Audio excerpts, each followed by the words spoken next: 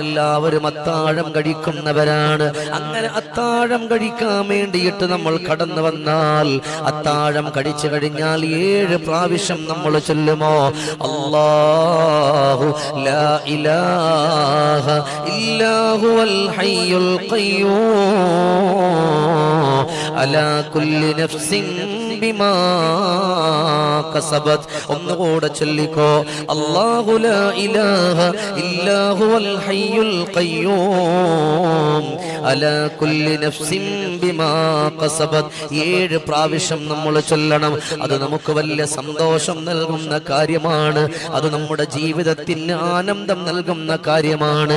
അല്ലാഹുവിനെ ഓർത്തുകൊണ്ട് കടന്നു വരാൻ പറ്റുന്ന അത്ഭുതകരമായിട്ടുള്ള കാര്യമാ. നിസാരം ഒരു വരിയല്ലേ ഉള്ളൂ. അതൊക്കെ ചൊല്ലാൻ നമ്മളെ കൊണ്ട് പറ്റുന്നില്ലെങ്കിൽ പിന്നെ നമുക്ക് എന്തിനാണ് മനുഷ്യനെന്ന് പറയുന്നത്? റബ്ബിന് വേണ്ടിയല്ലേ ഇബാദത്ത് ചെയ്യുന്നത്? റബ്ബിന് വേണ്ടിയല്ലേ അത്താഴം കഴിക്കുന്നത്? അതുകൊണ്ട് ചൊല്ലിക്കോ. അല്ലാഹു ലാ ഇലാഹ ഇല്ലാ ഹുവൽ ഹയ്യുൽ ഖയ്യൂം അലാ കുല്ലി നഫ്സിൻ ബിമാ കസബത്.